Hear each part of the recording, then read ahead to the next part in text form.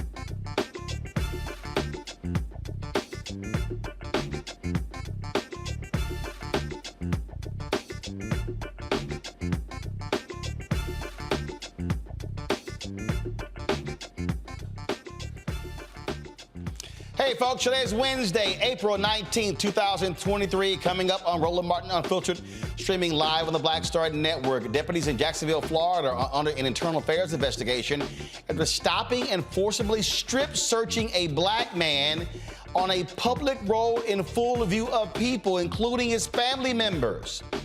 I'll talk to the reporter who broke this story about the details of this case. It makes no sense whatsoever.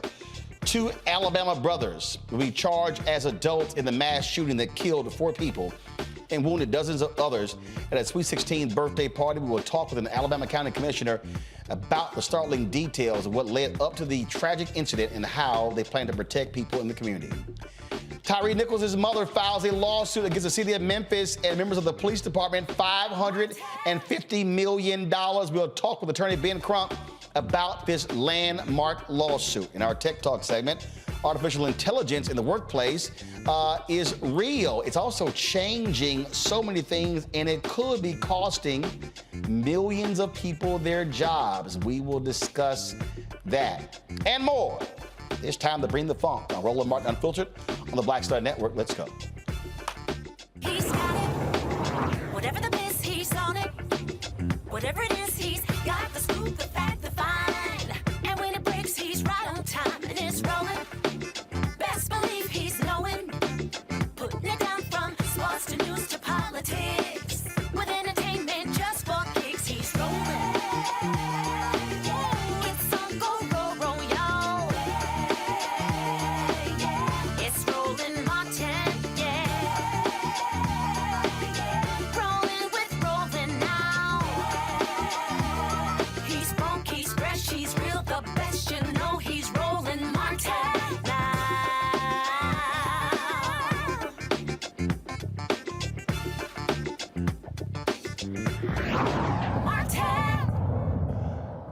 black man in Jacksonville gets strip searched by the sheriff's officers in the middle of a street in front of his family members. The officers find nothing, but the black man, Ronnie Reed, was arrested for selling cocaine, and he's headed to court on drug charges next month. Now, drugs that were not found when they stopped him. Here's body camera footage of this search. Not like that, man. That's weird, man. Not like that. I went to searching drugs and you started jumping up and down. No, I told you can take me in the back and you can cuff my nuts. You can You wanted to. I don't want to cuff you. You want him to take you in the back? Man, ease up, man. Don't do that. And you're a big net advocate, aren't you? You're a big net. I am. Yeah, you're all about that shit. I am. Let's loosen up the pants here. And They already loosened, bro. The belt unbuckling, all that shit, man. okay. Well.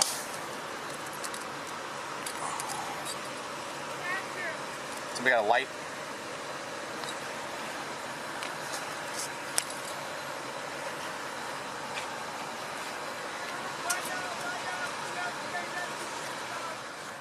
Okay. I don't want her to look at your genitals. Let's go over here. All right. Light, somebody? Hi, man. Somebody got light? Come on. All right. Nothing's going to go inside of you, all right? But we have to make sure you don't have anything else. Please get out the road. All right. Don't stop doing that. You don't lean on my car? It ain't my car, it's Steve's car, so cool.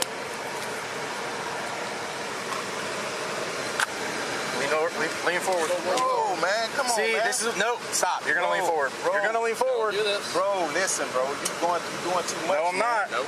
You doing too much. I just told you nothing was gonna be put inside of you, but you gotta let me look. You can't bend me over like that, bro. I know my rights. Stop. He's clenching hard. He's got something up there. Man, I ain't clenching nothing. Stop. Put him against the car right there. Please stop. That's up in his ass, probably. I mean, he's clenched so hard. You ain't finna stick your finger in my ass. No, I'm not. You're right. Listen, bro. Yeah, they're gonna do it at the jail. Okay, cool. Let them do it at the jail, bro, because y'all ain't finna stick your finger up my ass, man. I just told you I wasn't, but you unclench your asshole and just let it come out. You can just get the one charge now.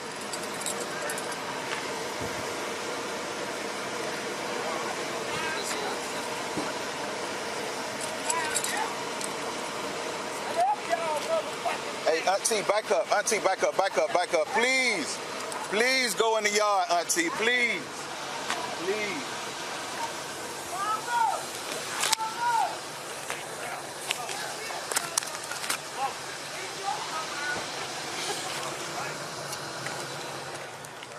Wow, the investigative reporter who broke the case, Nicole Manna of the Tributary, is joining us now from Jacksonville. Okay, Nicole, I'm confused here. So how is he charged on drugs, but they didn't find any drugs? I mean, we're confused about that too, and that's a question that we have asked the state attorney's office. If you didn't find anything, how could you charge him with this? Why is Ronnie Reed being prosecuted? And they declined to answer our questions because of the ongoing criminal case. So you can hear the cops on the body cam claiming that he was clenching his butt as if he had drugs in his anus, but they didn't recover any drugs. No drugs were recovered. The $20 that he was allegedly given in exchange for the cocaine was not recovered. It says that very clearly in a police report.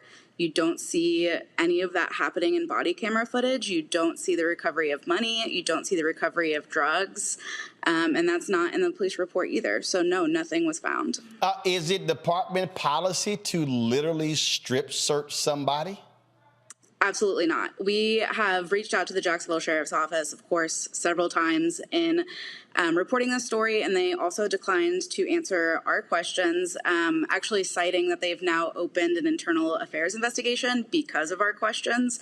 But we did find the policy that says only correction officers can conduct these searches. Right. I mean, we have right here, in accordance with Order 612, corrections search procedures, strip searches of arrestees shall only be conducted by corrections officers, and body cavity searches shall only be conducted by designated medical personnel. There wasn't a medical personnel who was on the scene. No, it wasn't a medical personnel and it wasn't a correctional officer. Have y'all heard of anything like this happening before? I have heard of strip search cases happening in Citrus County. One of the attorneys that I talked to for the story filed a lawsuit in Citrus County years ago over a strip search.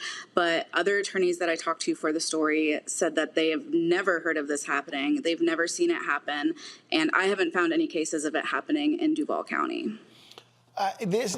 What has been the reaction from people there in Duval County? I mean, has this story really picked up, gotten legs and just outraged people?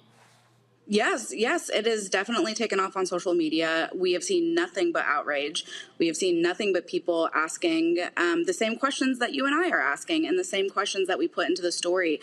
Why was he strip searched? Why was he not taken to the jail? Why is he being prosecuted? Why are the names of the officers redacted in the police reports? So there's a lot of outrage. There's a lot of questions, and hopefully we will get answers to those soon. When does he head to court? He heads to court for a pretrial hearing on the 27th, and then he goes into jury selection in mid-May if, the state continues and doesn't drop the charges in his next hearing. Again, unbelievable.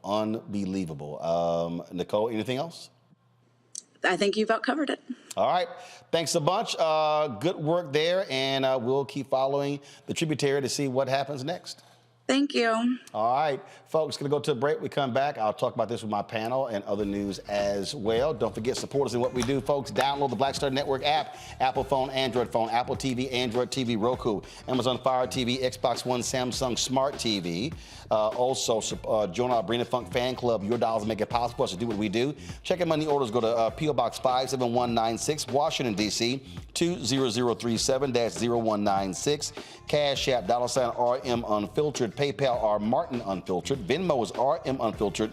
Zelle is Roland at RolandSMartin.com. Roland at RolandMartinUnfiltered.com. Be sure to catch us on Amazon News. If you go to Amazon TV, click Amazon News. You can watch our 24-hour streaming channel. You have Alexa. Just say, Alexa, play news from Black Star Network. It'll be there as well. We'll be right back.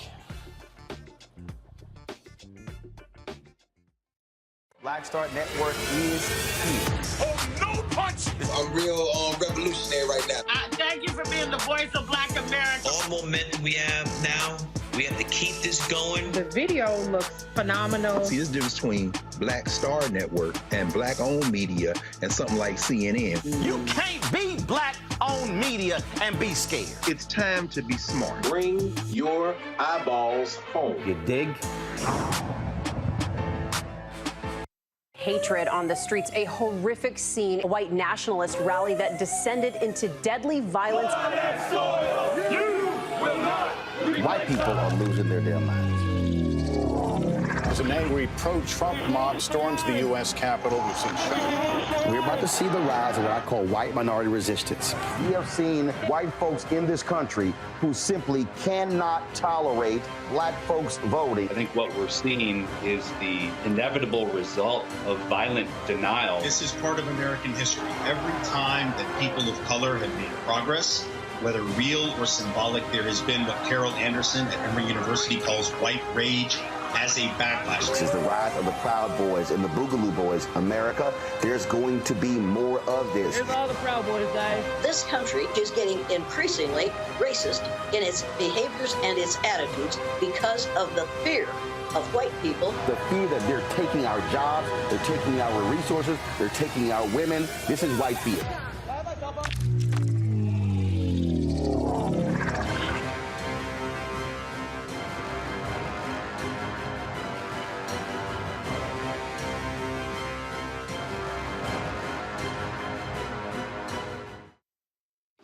This is Judge Mathis. What's going on, everybody? It's your boy, Mac Wild. Hey, what's up, y'all? It's your boy, Jacob Lattimore, and you're now watching Roland Martin right now.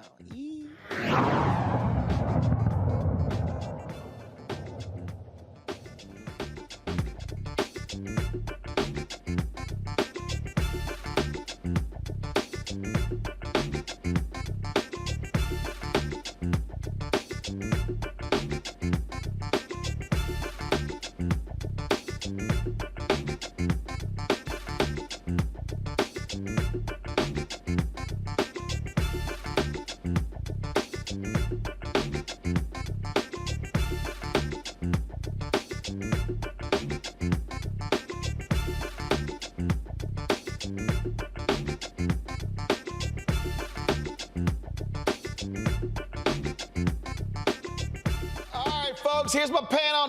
Dr. Larry J. Walker, assistant professor, University of Central Florida. Rebecca Carruthers, vice president, Fair Election Center, coming to us out of D.C. Candace Kelly, legal analyst, coming out from South Orange, New Jersey. All right, Larry, I'm going to go to you first. You're there in Florida. Bruh, this is absolutely crazy, and I really want somebody to explain to me, how the hell do you arrest somebody for drugs that you never found? I think this is consistent in a pattern we've raised over the last couple of years in terms, well, really last several decades in the Black community in terms of police overreach. I mean, listen, they just basically dehumanized him in public. There's no way to getting around that. And the other thing I want to add, Roland, is they seem very comfortable strip searching him in public. I'm going to go on a limb and say this is not the first time that this has happened. And when we see these kind of behaviors, I certainly, I know we've talked about DOJ and Office of Civil Rights and Christian Clark quite a bit here on your show. And certainly I think DOJ needs to take a look at it to see if there's some kind of pattern here in which we're going to assume predominantly Black folks are being strip searched or mistreated and assumed anytime they're assumed they have drugs or whatever else. But we really need to get to the bottom of this. But the fact that they charged him with saying he had drugs and he didn't have any drugs, and it's clear on the body cam that you can't see any drugs. The last point I want to add, Roland, as a Black man, watching this breaks my heart. And I'm tired of continually watching law enforcement treat Black folks like this. And this is, once again, in terms of another example of how Black folks are dehumanized by law enforcement. These officers should be held accountable, and I hope he sues. Candace, again, I mean, give me a break. I mean, their actions, again, you're already in violation of procedures when it comes to strip searching. As a lawyer, is this an easy one to get this case tossed? Oh, no, not at all. In fact, the fact that they didn't find any drugs really negates their probable cause to begin with. They said they had probable cause to search. If that was the case, they could have brought him back. And what normally happens is you bring them back to the station to get the proper person to do the search. In fact, that happens. There's nothing the matter with that. Not only did they violate his search and seizure rights in terms of the Fourth Amendment, but then we're talking about invasion of privacy. To have somebody be out in the middle of the street in the daylight in front of people, in front of their relatives, and strip down and feel their front, feel their anus, ask them to release themselves, that's an invasion of privacy. Meanwhile, the police officers that were involved in this, their privacy hasn't been invaded because we don't know who they are. All of their names have been redacted from the records. So there has to be some balance in this process. But like the guest said, this couldn't have been the first time because they did this with such ease and with such, normalcy that it seemed like this is something that they have done before. There will come a case out of this. There's no way that this video will not prompt this man to say my rights were violated because it was needless, it was unwarranted, and his rights were violated on many, many different levels. Rebecca. So that was the legal framework of it, but let's also talk about the historical framework. We have a Black man in public at the hands of the state that is not only dehumanizing him, but also a demasculization. Let's not forget this is Florida. Let's not forget that this is Duval. When I think about the history of our country, and especially in Florida, even the history of so-called buck breaking, these types of things seems like it's just a continuity in America's history with how Black men are treated in the public space, but specifically how Black men are treated by the state government. It is, again, just one of those cases that just makes no sense to me. But when you have cops in this country, you think they can do what the hell they want to do, though this is exactly what ends up happening.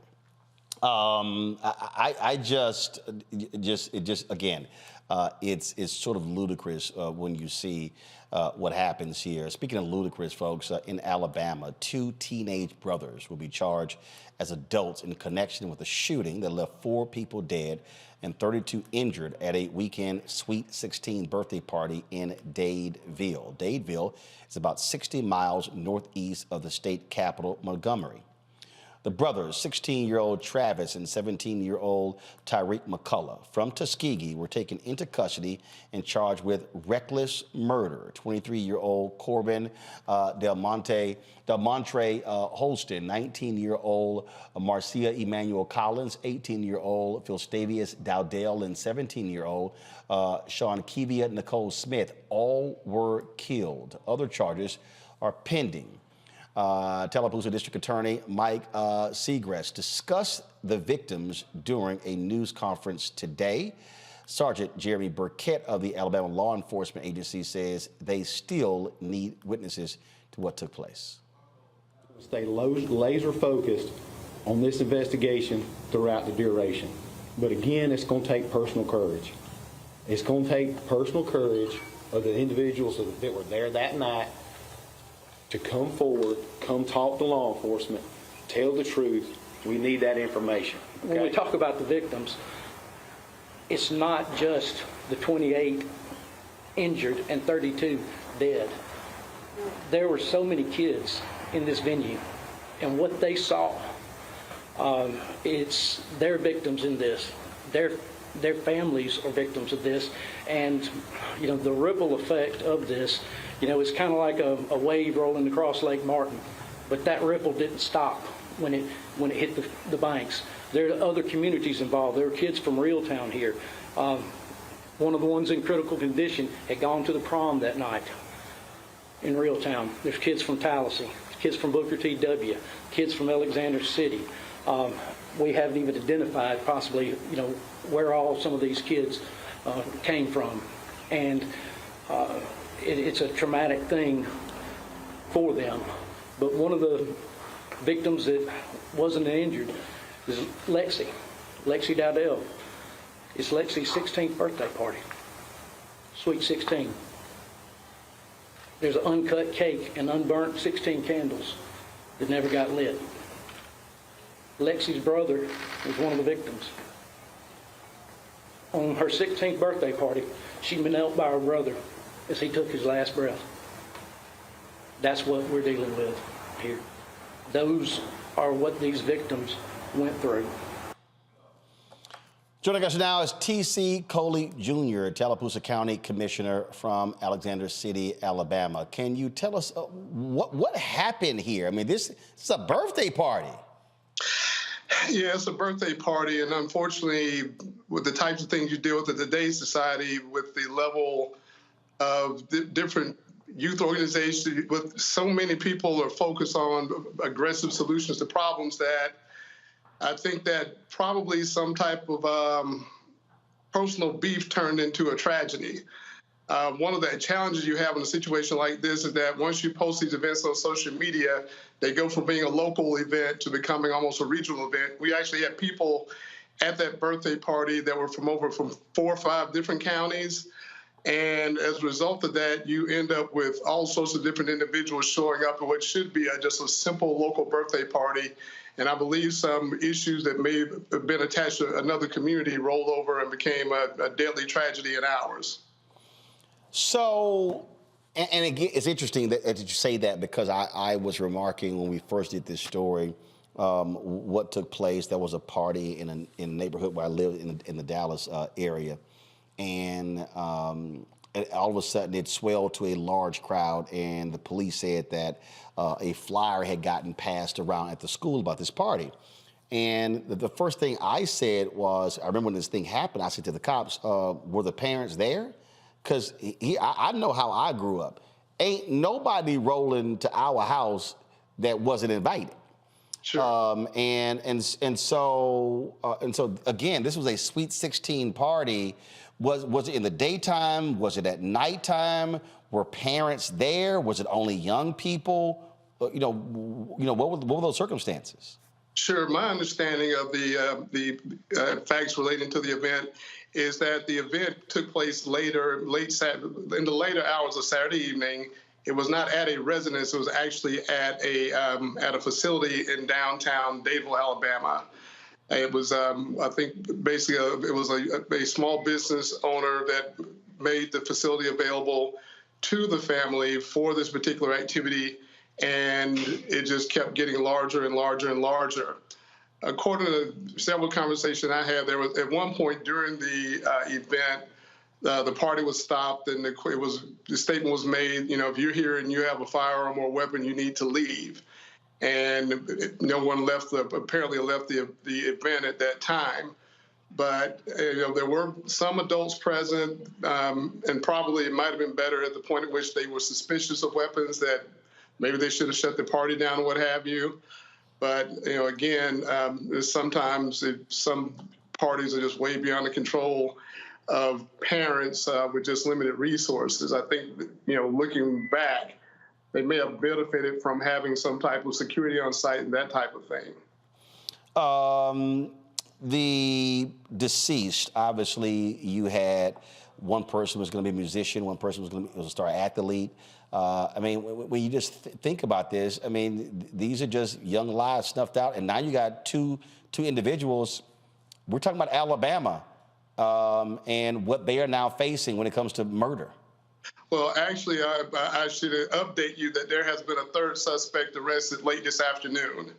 At approximately 3 p.m. or so, there was a suspect arrested in Auburn, Alabama.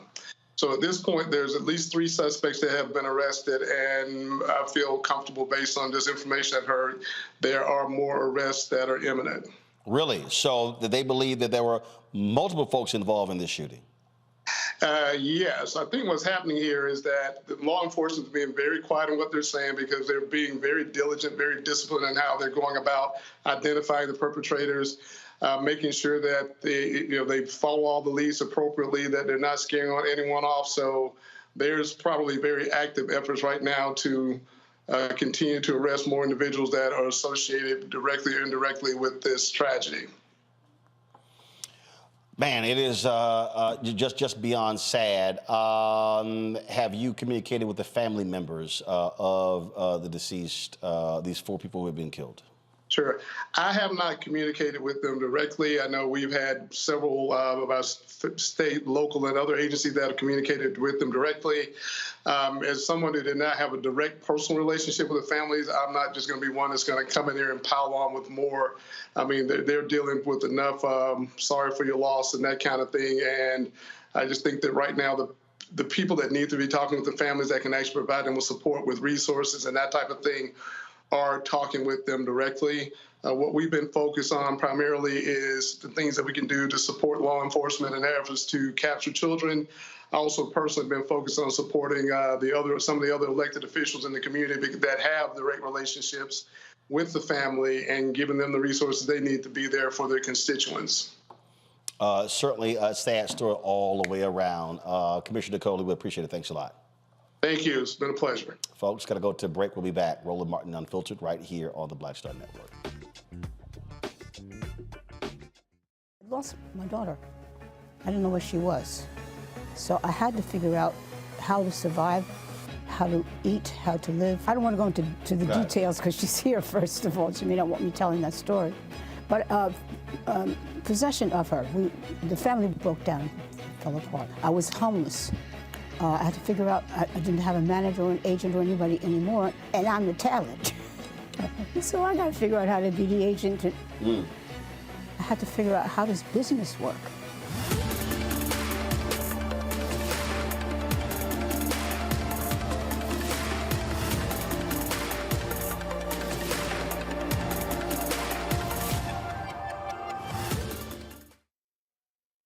Hi, I'm Dr. Jackie Hood Martin, and I have a question for you. Ever feel as if your life is teetering and the weight and pressure of the world is consistently on your shoulders? Well, let me tell you, living a balanced life isn't easy. Join me each Tuesday on Black Star Network for A Balanced Life with Dr. Jackie. We'll laugh together, cry together, pull ourselves together, and cheer each other on. So join me for new shows each Tuesday on Black Star Network, A Balanced Life with Dr. Jackie.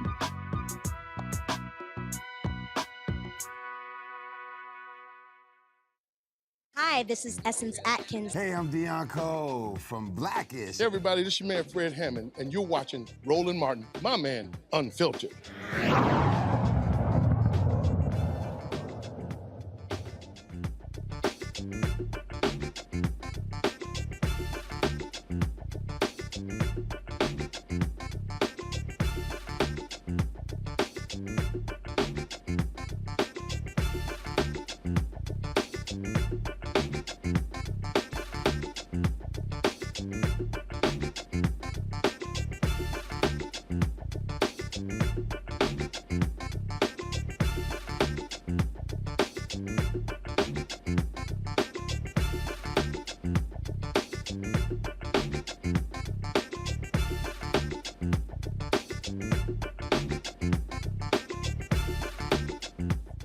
All right, folks, welcome back to Roland Martin Unfiltered.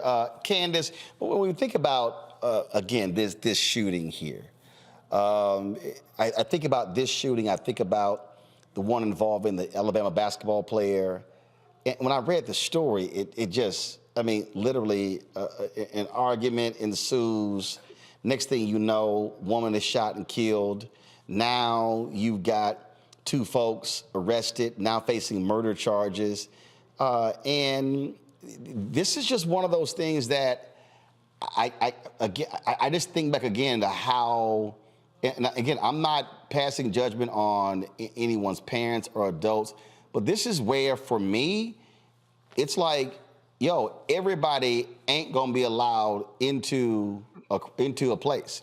And I'm gonna shut something down before I let this thing sort of get out of control. And we see exactly what happened here. I mean, 4 people are dead. This is a birthday party. Yeah, and as I made the point at the press conference, the candles weren't even blown out. This party didn't even really get off and running.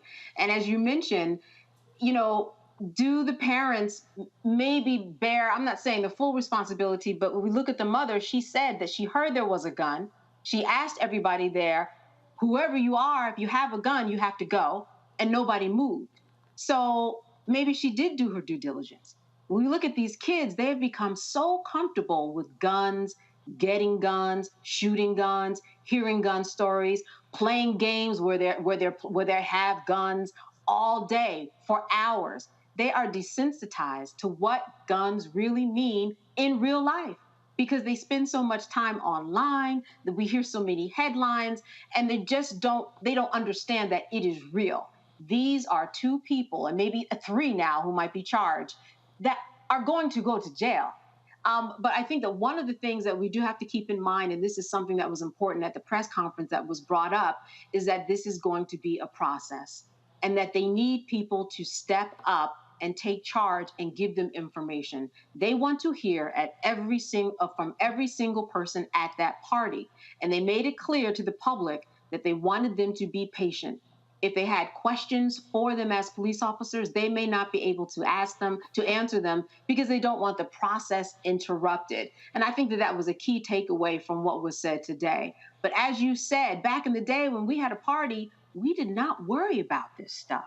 There weren't all these levels of concern having to do with violence the way that it's going on today. But this is an indicator that parents who are out there who are having parties, and what was interesting, I thought, was this was not a house party. You know, a house party, a lot of people descend upon. Normally when you have a party at a facility, there's normally more kind of guidelines and rules of engagement in terms of getting in, but it's happening everywhere. It doesn't matter where you are. You are not safe. And as a parent, as you said, it would be incumbent upon you to check people at the door. Because if you don't, things like this will happen because these kids believe that they have the right to do anything, including carrying a gun and injuring 32 people and killing 4. The point that Candace makes there, Rebecca, is a correct one. I mean, you literally are dealing with folks today who just do not care. I mean, the culture that we're living in. I mean, look, the story that happened just in Texas, 4 elite cheerleaders, woman comes out, she accidentally gets into the wrong car. Gets out, gets in the car, guy comes up to the car, she says, "I'm so sorry, my bad, I thought it was my friend's car, I got into the wrong car," apologetic. Dude just starts firing. He just starts shooting.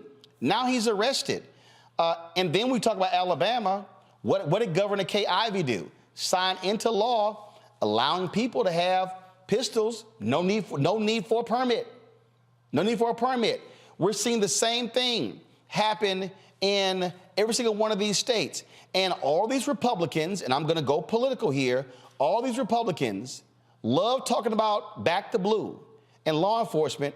Yet who are the people who are against these new gun laws? Sheriffs, police chiefs. And it's like, oh, what the hell? Let's just let everybody be able just to get a gun without a permit. And we ain't even talking about the people who have guns who don't even care about a permit, but they're making it now the law.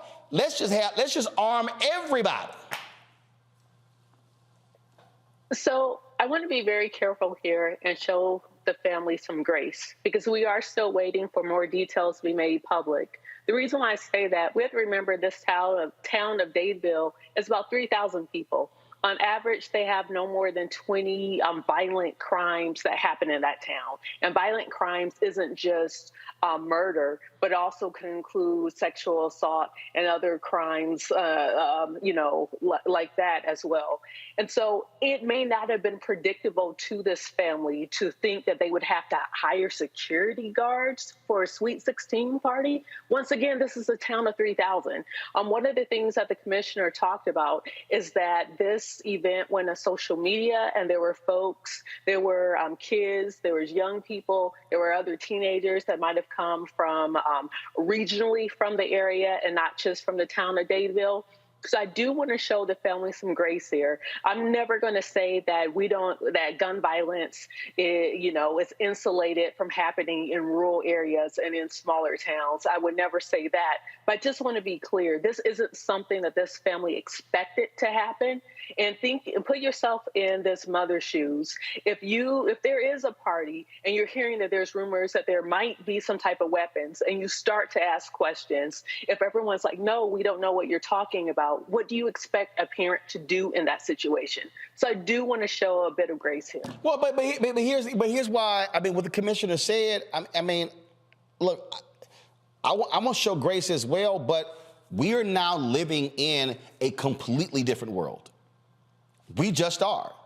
And the fact of the matter is, the world that we're living in, there are people who are carrying weapons you would never think about. And what I'm saying is, as somebody who raised 6 nieces, you couldn't invite anybody to my house. And the reality is, I'm checking everybody. I want to know who the hell is who. I mean, so how and I'm just saying, for people who are watching this show, people are going to have to understand, whether you're in rural America, rural Alabama, whether you're in a city, if you're having gatherings with young people, you're going to have to think about things way differently, Larry, than our parents had to think about. You're going to have levels of control. And no, I'm checking everybody. It's absolute. You can't, no. Oh, can I bring a friend? I don't know who the hell that friend is. I mean, because at the end of the day, I'm going to have to take precautions on the front end to avert tragedy on the back end. Yeah, it's interesting because anytime my son, which, when he was in high school, et cetera, wanted to bring somebody to the house, who is he? Who are you bringing? Yeah. And you got to be clear about that. And my wife and I didn't play. There's a couple things you talked about, Roland. We need to really make crystal clear. We do have a violence and a gun culture problem here in the United States. There are more guns per capita in the United States than any other country. The United States outpaces every other country when it comes to these mass shootings and killings. It's not even close. I think the other point you highlighted, Roland, in terms of what we're seeing in Republican-dominated legislators throughout the country, we just saw where I'm at in the state of Florida. The governor very quietly signed a permitless bill that will take effect July 1st. We've already a state that have already dealt with mass shootings, Pulse nightclub, et cetera. And we just saw in Tennessee within the last 24, 36 hours that they passed a bill to exempt the gun manufacturers. Yep. So we really need to have a conversation about an intersection of politics, violence, and guns in the United States. My heart goes out to the families who've been, impacted by this shooting. But we really need to have comprehensive gun reform at the federal and state level. I just think that, again, this is a cautionary tale for a lot. And it's not just this story. Again, it's not just, there have been a lot of other stories that we've actually covered as well. And this is literally something, Candace, that as we're thinking about as parents, as aunts and uncles, as when it comes to get-togethers, in terms of just how we think. Look, when my grandmother was alive, first of all, we lived 8 blocks from my grandmother and grandfather. Mm-hmm. And our family got together every single Sunday. I had a couple of family members like, yo, these cats were selling drugs. Okay? Okay? A lot of our families are like that. So I remember we go to the house, and, you know, everybody in the family greets. I walk up to both of them, give them a hug, pat their ass down. And there you go. Hold on. Man, what you doing? I said, let me explain something to you. I said, I ain't gonna have your ass involved in some bullshit that nobody here is involved in, and then somebody decides to come shoot up this house because of your ass. I said, so let me be real. And I didn't care. Now, I know somebody who's watching, they probably like, damn, bro, that's cold. But what did I just say? Your actions, and I literally said, your actions, no, Doc, are not going to have a negative impact on my grandmother and my aunts and uncles and all of us. And Kat looked at me like I was straight up like crazy, and I was like, no. And so the reason I'm saying that, and again, I absolutely feel for these families. What I am saying is we literally are going to have to change how we operate in terms of our get-togethers and birthday parties, because if my niece, I'll be like, yo, looks like Larry, who is that? Who is that? No, you can't bring folk we don't know, because you don't know about personal beefs. You don't know if it's some places where you got gang situation going on, whatever. You have to make decisions. And I hate that we have to do this because it's an innocent Sweet 16 party. Yeah. But we are seeing a lot of tragedies like this, and then we are crying and mourning on the back end. And unfortunately, you just have to operate and do things differently than you normally would in the past. We do. You know, we can take a lesson from how we treat people who host others and kids are underage and they're drinking. When they leave, they have an accident, and even if they're, or a bar, right? Their responsibility when you are hosting someone, you are still responsible because you are giving that person the alcohol and they're underage in your building or in your house or in your party. So that responsibility, I think we can look at that as a comparison as to where we might be going. Now, some people might say, well, that's interruptive.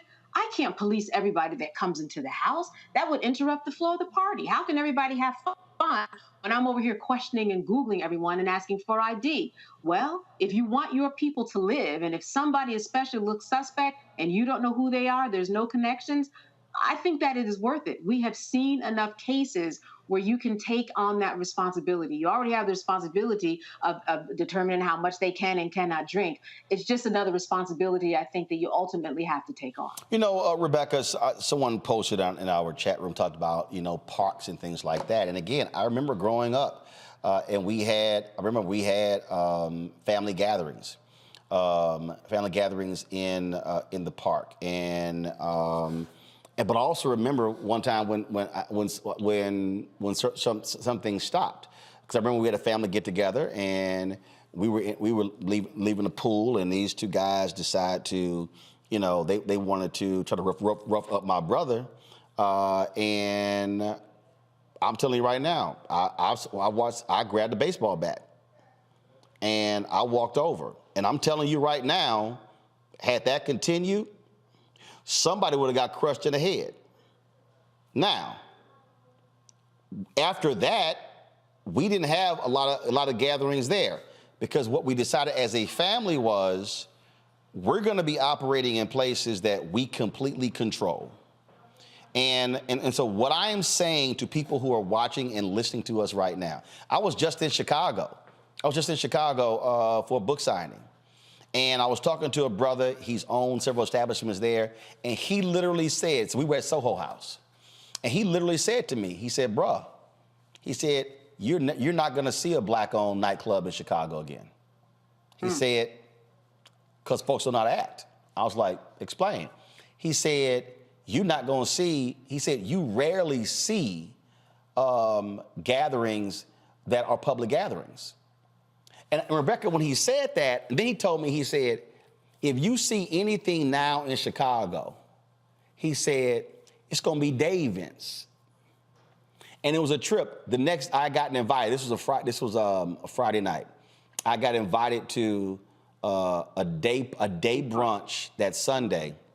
Before I left, line Rebecca down the street, and the person who invited me said, "This is the only way we can now have get-togethers because folk literally are scared of how others are going to act as a result." I mean, and I've had conversations with pastors there. I've had conversations with former gang leaders, and they said, cats today, Rebecca, just don't care. They literally don't even worry about rules. It is gotten that bad, and I'm not describing just black people. I'm describing black people, white people, Latinos. We are living in a far different America that is far more violent, and we are going to have to take a level of precaution when we have get-togethers that, frankly, we never thought about before. Yeah, Roland, this is a part of that kitchen table talk. Because like you, like in my family, we've been having different conversations that would never have imagined that we would have had 10, 15 years ago. Around Thanksgiving, I was talking to some of my younger cousins as, one of the attorneys in the family, and just talking about, hey, you got to be careful with who you hang out with. And they looked at me like, well, what are you talking about? And I had to remind them of the RICO laws and what that looks like. If you have known associates who are getting in trouble, I had to tell them, hey, this is what RICO was in the 60s. This is how it was used with organized crime up in the Northeast, namely in New York. But now RICO's being used across the South. And I've used examples of Young Thug in Atlanta. I've used examples of even talking to my family about this is what your rights are. For the black men in my family, the young black men, the black teenagers, if you encounter the police, these are what your rights are. If you get arrested, these are things you ought to know. Do know that the Supreme Court just upheld in 2021 that the police have a constitutional right to lie to you when you're in custody. The only people they can't lie to is your attorney and record. So I've been having to have those kitchen table talks with some of my family members, not just the black males, but all of my family. So Roland, I would even encourage you, maybe this is a kitchen table talk or a town hall to talk about what does it look like to be black and to protect your family in 2023 in America. Not just protect your family when it comes to law enforcement, but just to do those normal everyday things that we've taken for granted. The ability to go out to the park and not worry about being shot. The ability to go to a Sweet 16 party and not worry about something bad happen. The ability, even in Washington, D.C., to go to a funeral and not be at risk for someone shooting up the funeral. So I think this is a larger conversation that we need to talk about as a community, a kitchen table talk, but figure out how do we make sure we keep our families safe. Because, Larry, the reality is we want to have fun. We want to do things that are enjoyable. We want to be able to fellowship. But we also don't want something that's supposed to be something that is for fun to end up tragedy. You want to just kind of live and let live. And just, like you said, particularly the tragedy of a Sweet 16 party, and obviously even the two individuals that have been arrested, these are all young people. These are all teenagers. So, and you showed the map, and then you talked about all the individuals who were invited to this party, and you heard the officer describe all the lives impacted. You're talking about a wide swath of that region there, individuals who were at that party or know someone who was at that party. But I think, Roland, your point is right in terms of, we talked earlier about who's invited, who's coming to the party if you have an event like that. But also, how do we, in a society that, like I said, go back to the point I made earlier about there's such a proliferation of guns, how do you have fun? Because you talk about the white party. And listen, the reality is in America, you're not safe anywhere. And that's tragic. But I think my colleague made the point about the table talk and, maybe having an overall discussion about the black community in terms of we do about violence. But the larger challenge is, and I go, Roland, I'm a former Hill staffer, is the policies. Black folks are being held hostage. Black people in urban, rural, suburban communities have called for comprehensive gun reform and are being held hostage either in their state, depending on where they live at, or people from the federal government won't address this issue. It is definitely a very sad story. So, folks, we'll keep following and see what happens. Got to go to a break. We come back. Our Black and Missing. You're watching Roland Martin Unfiltered on the Black Star Network. We'll be back in a moment.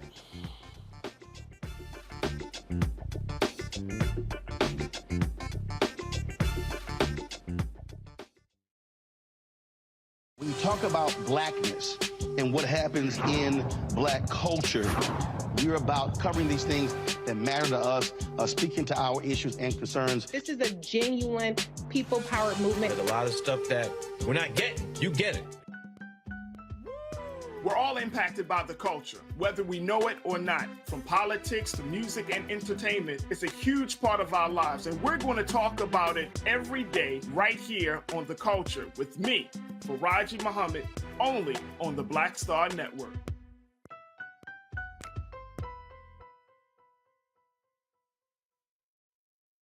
When you talk about blackness and what happens in black culture, we're about covering these things that matter to us, speaking to our issues and concerns. This is a genuine people-powered movement. There's a lot of stuff that we're not getting. You get it, and you spread the word. We wish to plead our own cause. Too long have others spoken for us. We cannot tell our own story if we can't pay for it. This is about covering us. Invest in black-owned media. Your dollars matter. We don't have to keep asking them to cover our stuff. So please support us in what we do, folks. We want to hit 2,000 people, $50 this month, raise $100,000. We're behind 100,000, so we want to hit that. Y'all money makes this possible. Checks and money orders go to P.O. Box 57196, Washington, D.C. 20037-0196. The Cash App is $RM Unfiltered. PayPal is R Martin Unfiltered. Venmo is RM Unfiltered. Zelle is Roland at RolandSMartin.com. Hi, I'm BB Winans. Hi, I'm Kim Burrell. Hi, I'm Carl Payne. Hey, everybody, this is Sherry Shepherd. You're watching Roland Martin Unfiltered, and while he's doing Unfiltered, I'm practicing the wobble.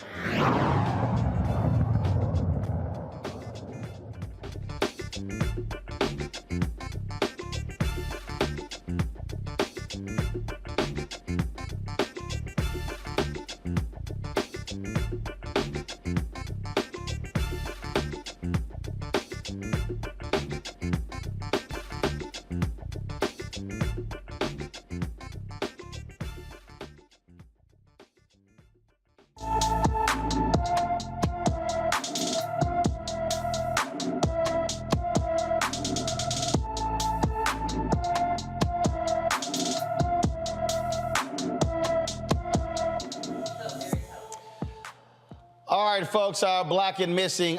Kevin O'Neill Griffin has been missing since leaving his Mobile, Alabama home on March 28th. The 15-year-old is 5 feet 9 inches tall, weighs 150 pounds, with black hair and brown eyes. Anyone with information about Kevin O'Neill Griffin should call the Mobile, Alabama Police Department at 251-208-7211, 251-208-7211.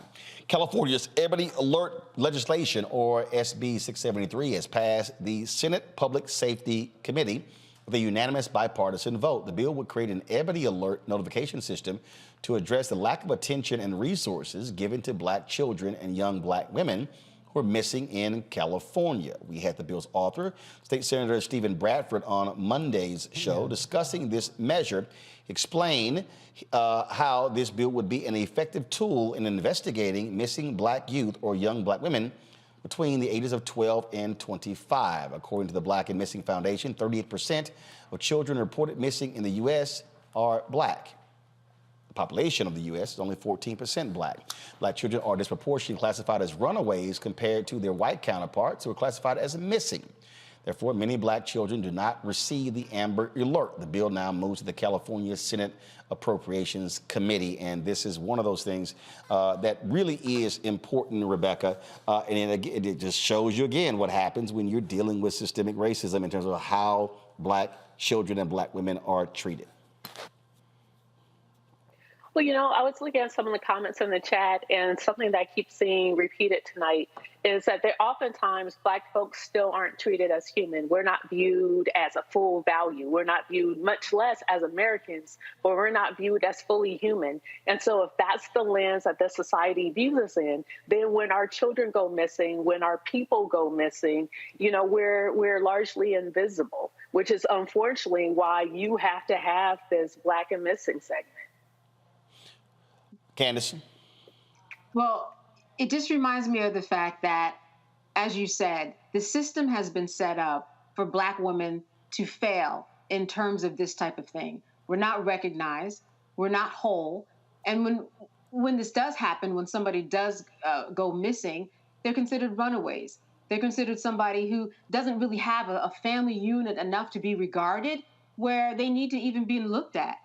When we look at Black women, the statistics that you have given are ridiculous in terms of the number of females in that age range that are in America and the ones that are actually abducted. This is something that needs to be on a federal level. And there are many, many groups out there. There's a wonderful documentary on HBO where, they go through the process of trying to find women that are missing, working with their families, because the police aren't there. We need this system because we know that when those Amber Alerts go off, it is more than likely going to be a white woman. And that is the problem. Yep. But that is kind of, ingrained in people's minds that we don't matter. So this is a very important alert. And I would imagine that when we talk about the indigenous community that goes missing and just overall, at any given time, and I'll end with this, there are 1 million people missing in the world. There are a lot of people who are abducted, and we just don't pay enough attention to. About 20 seconds, Larry, go. It's in critical legislation. We also need training for law enforcement to recognize, when we talk about Black folks as humanity, to see those that are missing, to make sure we provide resources and the support. All right, gotta go to a break. Up next, Ben Crump talks about the $550 million lawsuit that he has filed against the city of Memphis, the death of Tyre Nichols. You're watching Roland Martin Unfiltered on the Black Star Network. Table with me, Greg Carr. We look at the history of emancipation around the world, including right here in the United States, the so-called end of slavery.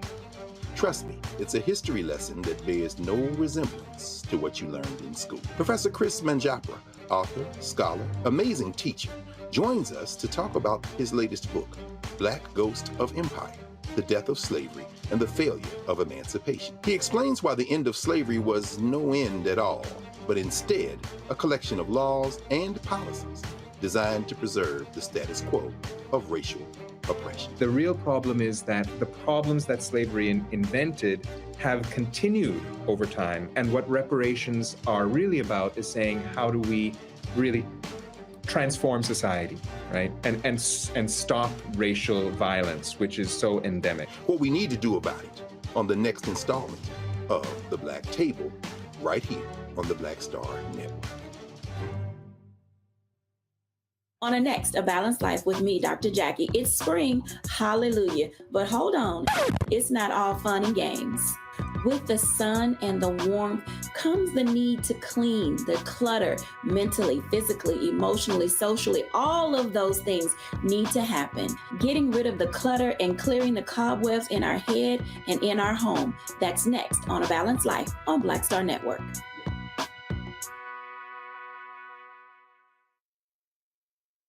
Ha ha ha ha ha ha ha ha yeah. Hey, I'm Antonique Smith. What up, Lana Well, and you are watching Roland Martin Unfiltered.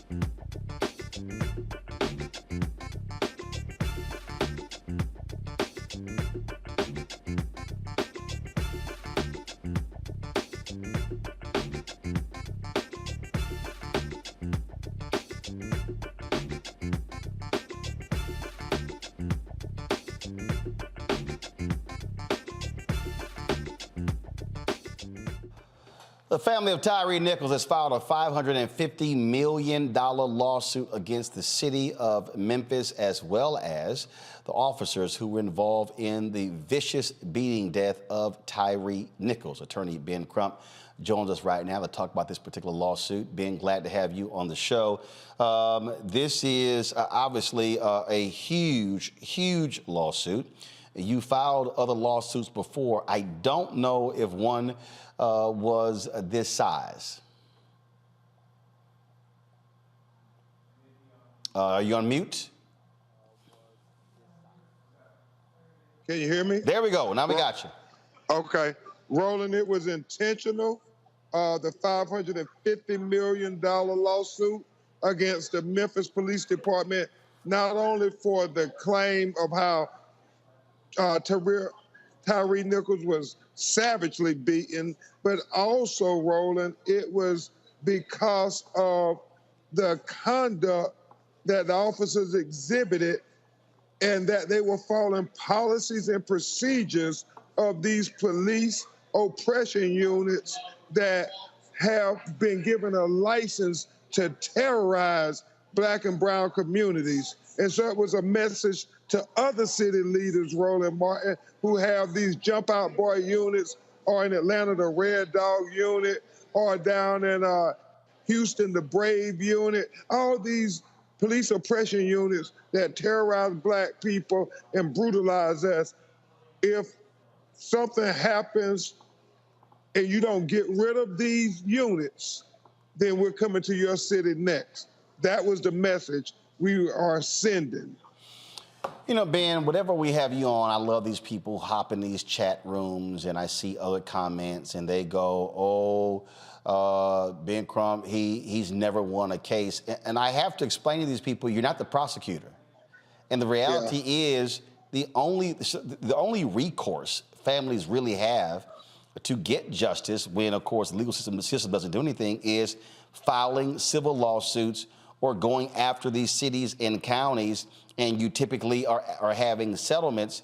What people also don't realize is that what y'all are also doing is building in changes to city practices, procedures, and laws, like in the Breonna Taylor case.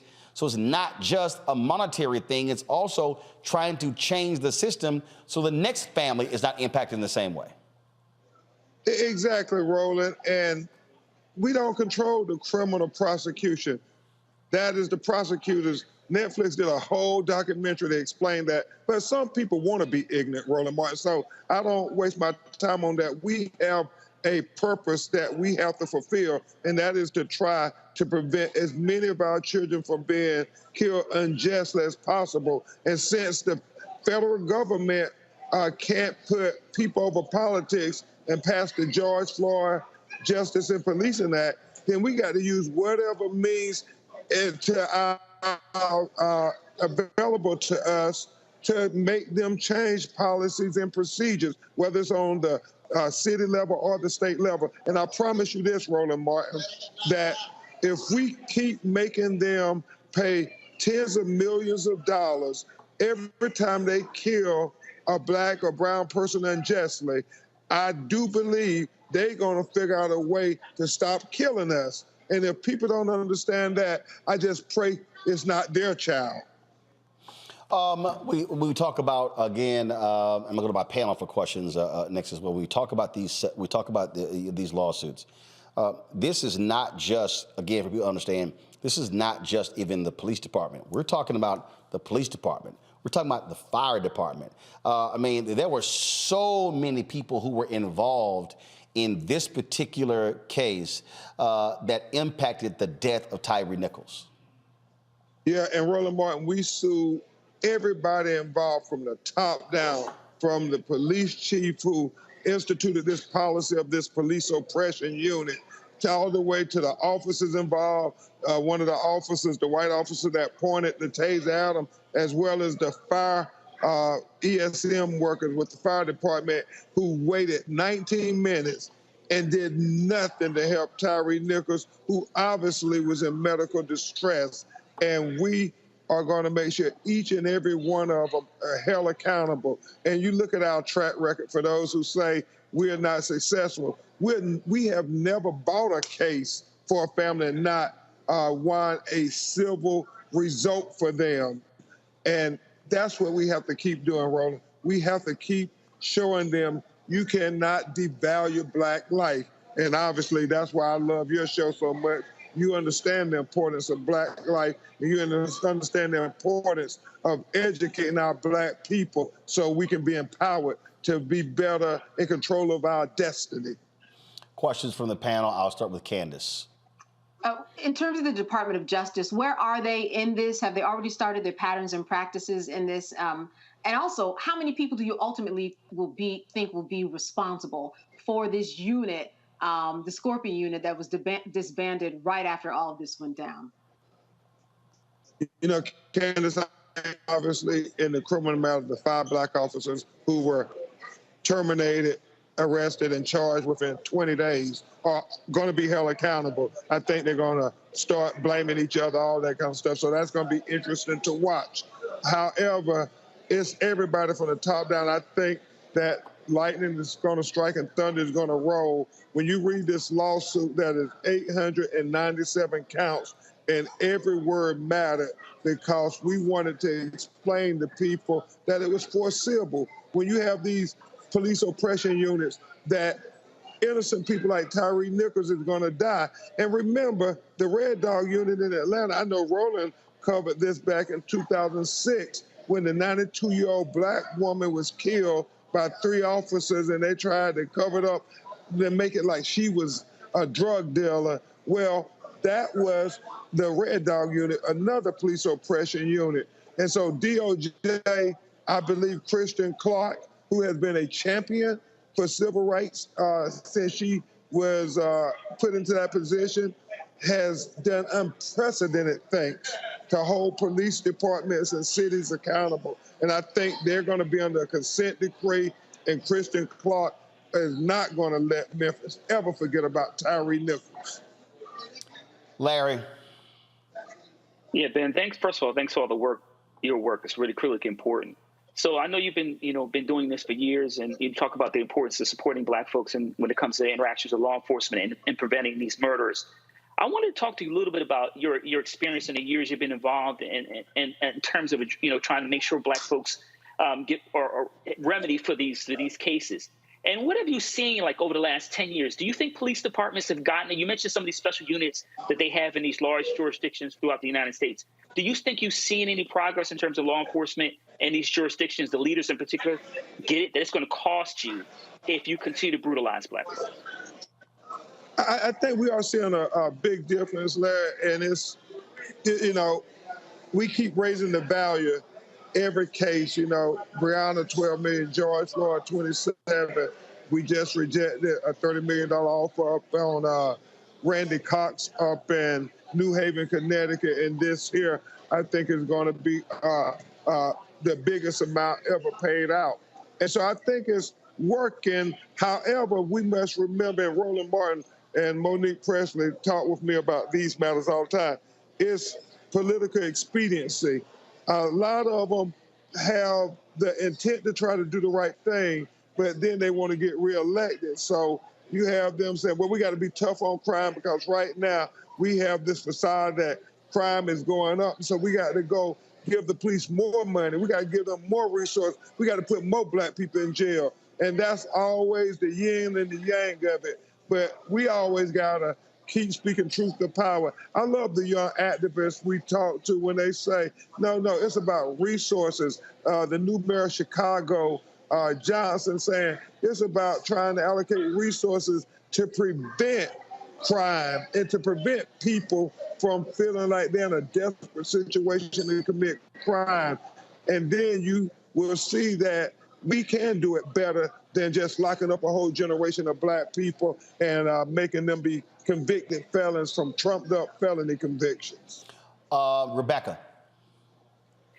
Ben, I've been thinking a lot about Thurgood Marshall and the Legal Defense Fund and the decades-long strategy to dismantle segregation in our country. And I've been thinking more about qualified immunity. I know a lot of people ask this question.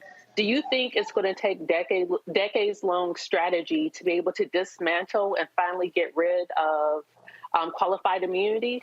Or do you think the capitalism route of bankrupting some of these municipalities, do you think that is the more successful way of getting rid of qualified immunity? I think we have to approach it from every aspect. I think we got to keep hitting them with these huge lawsuits where it becomes financially unsustainable for them to have them shoot another black person in the back or savagely beat them to death. But then I also think we got to be trying to lobby and engage the political process, because just like they said, blacks would never vote in the South. Well, we didn't give up. We kept understanding that without struggle, we can make no progress, as Frederick Douglass often said. And so we have to continue to celebrate the struggle. You know, let's don't get deterred from the struggle. If we're struggling, that means we're progressing, because that's what progress is, to say, no, just because you did this here, you don't get to win. You don't get to control our destiny. You don't get to dictate the world we're going to leave our children. We're going to fight for that. And the last thing I'll say is this. We're in Memphis, Tennessee, and there was intentional rolling while we said $550 million, because it was the 55th year of the anniversary of Dr. King's assassination in this city of Memphis, Tennessee. And Dr. King said, the law can't make a man love me, but it can make that man not lynch me. He also said that the law can't legislate the heart, but he said the law can restrain the heartless. And he said what we're really saying is we need the law to pass legislation to be able to restrain these heartless individuals who commit these atrocities of injustice against black people. So I believe, like Roland Martin said, we're going to get a big settlement, but I would be ashamed if we didn't get policy change too in the tragic killing of Tyre Nichols. And so, you know, I watch Roland's show to get ideals to help us go fight in the courtroom and in the legislative halls, in the court of public opinion. So I welcome all your strategic ideas too, Queen, of how we're going to win this battle and not let the enemies of equality win. Absolutely. Ben Crump, we appreciate it, man. Thank you so very much. Love you, brother, and love you for that other thing with Ralph. Yes, sir. Yes, sir. We'll chat soon. Folks, got to go to a break. We'll be back. Roland Martin Unfiltered on the Black Star Network. Download the app, Apple phone, Android phone, Apple TV, Android TV, Roku, Amazon Fire TV, Xbox One, Samsung Smart TV. You can also support us by joining our Bring the Funk fan club. Send your chicken money orders to P.O. Box 57196, Washington, D.C., 20037-0196. Cash App, $RM Unfiltered. PayPal, R Martin Unfiltered. Venmo is RM Unfiltered. Zelle is Roland at RolandSMartin.com. Roland at RolandMartinUnfiltered.com. We'll be right back.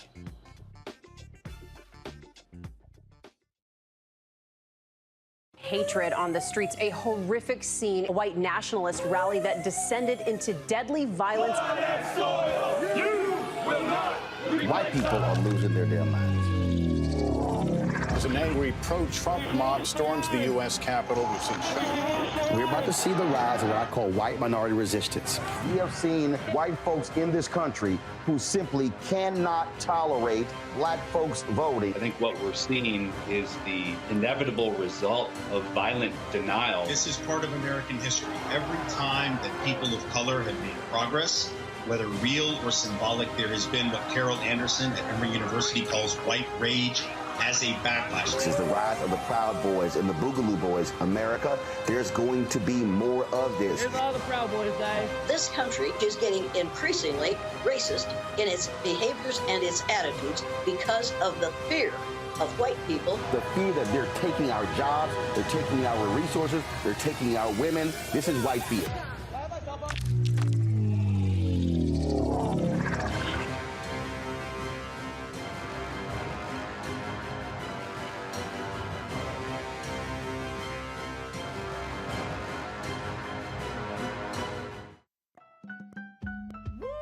We're all impacted by the culture, whether we know it or not. From politics to music and entertainment, it's a huge part of our lives, and we're going to talk about it every day right here on The Culture with me, Faraji Muhammad, only on the Black Star Network.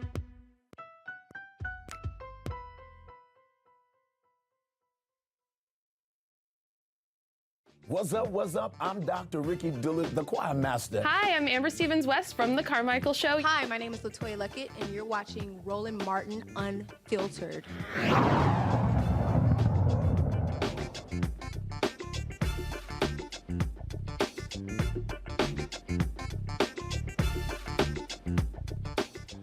Folks, an Oklahoma County Commissioner allegedly caught on audio recording discussing the murder of journalist and making racist comments towards black people has resigned.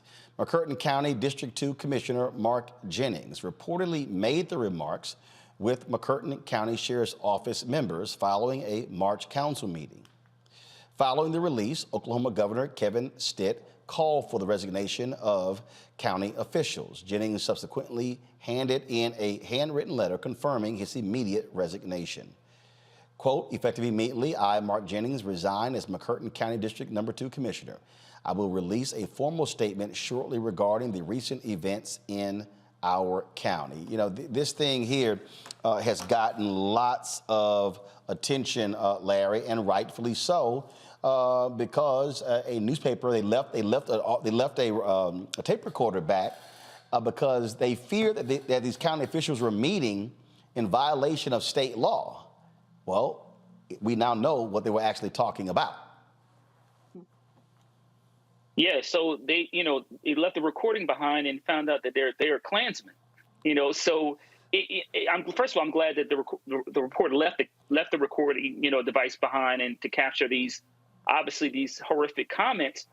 But Roland, I think an important thing to keep in mind is this is like average day in America. These conversations are going on in boardrooms, in schools, universities, police departments throughout the United States on a consistent basis. I'm glad he resigned. I'm glad the governor called on him to resign. And the comments, listen to the recording, is chilling because, he's talking about lynching black folks, think about back in the day, reminiscing. And also, like I said, the way he described, getting a hitman for some of these reporters.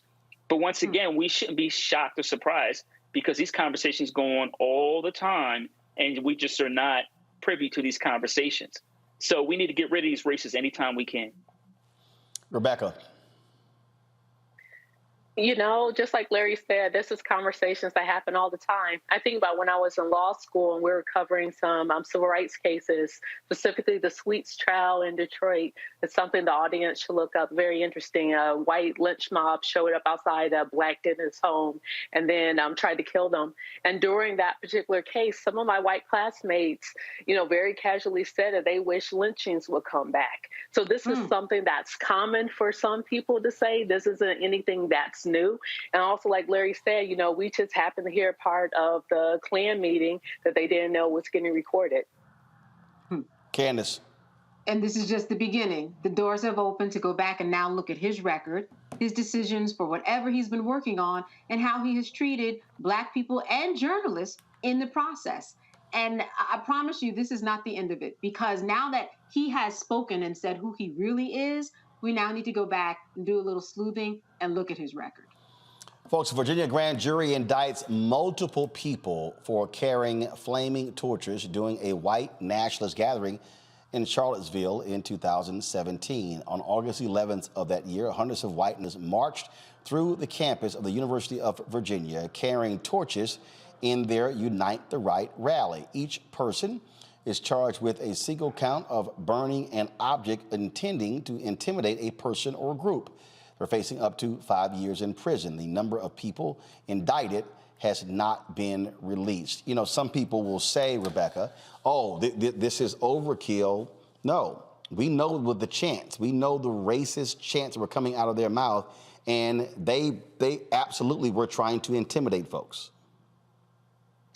Absolutely. So it's really interesting hearing people try to talk about this that happened in front of our eyes. We see video recordings of it, and they're trying to make it seem like what we saw isn't what really happened. These are the same type of people who think that the insurrection that happened in January 6th really didn't happen. It was just a group of tourists. So there are certain people in this country, they're just not going to believe that fat meat is greasy, and it is what it is. So we have to figure out ways to make sure that we're protecting folks, because we're going to continue to see things like this happen in 2023 and beyond. That's where society is right now, and we do have to pay attention to it. Look, these folks need to be held accountable for what they were involved in, Candace, pure and simple. Absolutely. I mean, if you strike a match in someone's face, that's an assault. So by all of these men going through Charlottesville, Virginia with torches in everybody's face, that's why they were charged the way they were. And it's just really indicative of how we kind of think about the justice system and how quickly it must work, because we're talking about 5 or 6 years ago, and sometimes it works very slowly, but sometimes it does work out. And I think that this is a good day for folks to recognize that don't sleep on justice all the time. It was a long time coming, but something did happen, and it should have happened, because all of these people were at fault, not just for inciting the violence, but for being a part of the violence that ultimately killed someone. Larry. So I think it's important to connect the last story with this story, and his idea about these could be folks that you could be working with or around, or your neighbor, or someone you see at the mall. So I'm glad that these individuals have been, certainly justice finally gotten around to addressing this issue. It's been 6 years, but once again, this is commonplace in America. I would also like to add, Roland, that Donald Trump referred to people on both sides as very fine people. So let's keep that in mind as the next few months take place and when we get closer to the election. But once again, I'm glad these individuals are going to be held accountable, and we need to do more of this.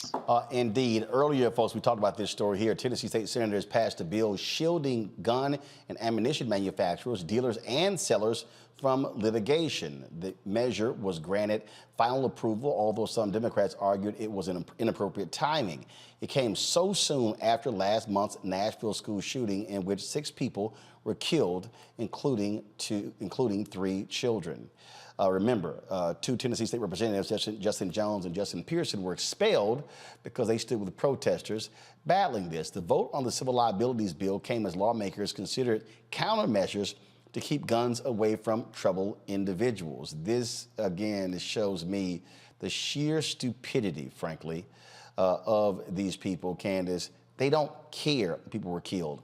They literally would rather protect these gun manufacturers than protect people, including children.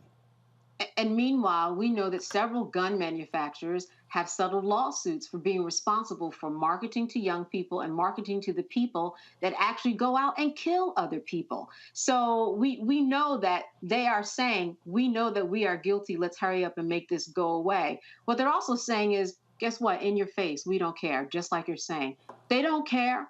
They're just making their point by showing that they have the power in order to do this. They absolutely don't care, and something has to be done. It's interesting how they can do what they're doing, but at the same time, what's going on the Tennessee floor in the House of Representatives, and those 2 young men, the Justins, carried out for absolutely no reason. Yep. What they're saying is, we're going to stick it to you, and we have the power to do it. We don't care.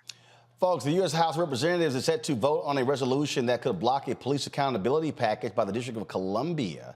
The D.C. reform bill includes measures such as banning chokeholds and increasing public access to records and camera footage of officers. Republicans are focusing on crime in cities run by Democrats ahead of the midterms.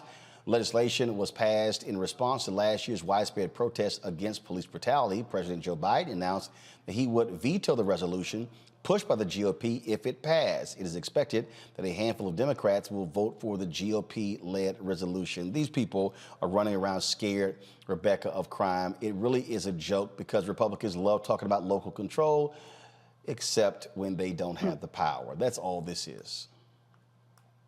You know, I find it really interesting that people who are opposing what DC did to come up with some type of criminal reform of the criminal code, they're trying to blame the reform of the criminal code for increased crime. Well, if there's increased crime under the existing code, it makes sense that you reform the criminal code, right? And so that's exactly what DC advocates did with reform of the criminal code. But, more importantly, this shows the reason why it's so important for DC to actually have statehood, because there is no other city in America, there is no other state in America, especially the size of the District of Columbia, that isn't able to for its duly elected legislators to actually pass laws. This doesn't make sense that Congress is interfering. DC really needs to become a state. Larry, real quick. Yeah, so I'm a former Washingtonian, lived in the city for a number of years. And you, Roland, if you know Capitol Hill, this is constantly the fight over DC appropriation bills and whatever other legislation are passed by the city. So this is not a new battle. This is part of Republicans, what they've done in the 80s, 90s, and the 2000s, and talk about crime. And really what they want to do is put more black and brown people in jail. Indeed. All right, folks, got to go to break. We come back.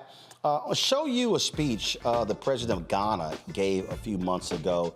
Really powerful speech speaking to African leaders. And so I just wanted to share that with you. We'll do so when we come back right here on Roland Martin Unfiltered on the Black Star Network. YouTube folks, hit the like button, y'all. Why are we not over 1,000 likes? Why I do this every single day, y'all. This ain't that hard. When you log on, click like, move on. I see all y'all commenting back and forth. Hit the doggone button. It helps the algorithm, which helps drive revenue for us. A lot of y'all will here riding for free. So come on, get with it. Back in a moment. Lost my daughter. I didn't know where she was. So I had to figure out how to survive, how to eat, how to live. I don't want to go into the details because she's here, first of all. She may not want me telling that story. But possession of her, the family broke down, fell apart. I was homeless. I had to figure out, I didn't have a manager or an agent or anybody anymore, and I'm the talent. So I got to figure out how to be the agent. I had to figure out, how does business work?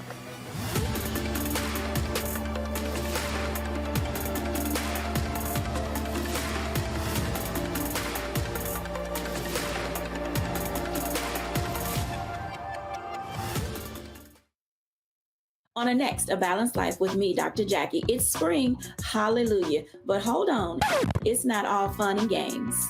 With the sun and the warmth comes the need to clean, the clutter, mentally, physically, emotionally, socially. All of those things need to happen. Getting rid of the clutter and clearing the cobwebs in our head and in our home. That's next on A Balanced Life on Black Star Network.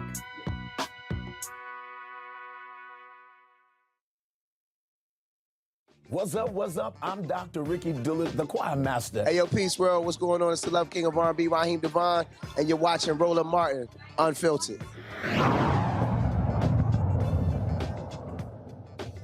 A few months ago, President Joe Biden invited leaders from across the African continent to D.C. for the U.S.-Africa Leaders Summit. The three-day summit was filled with discussions on strengthening ties with African partners. Well, Ghana's president, Nana Akufo-Addo, said it's time for Africans to stop listening to Europeans and Americans when it comes to what's happening with their continent.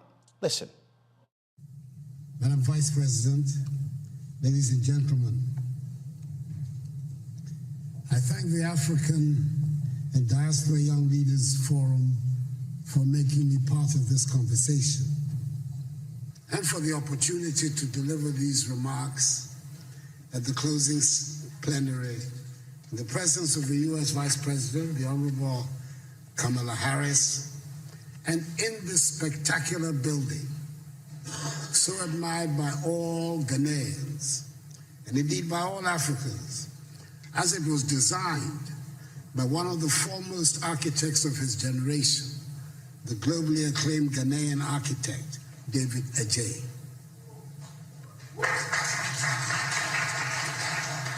The forum has chosen the most relevant theme of Africa's contemporary situation, a theme which sums up the essence of African aspirations, amplifying voices, building partnerships that work.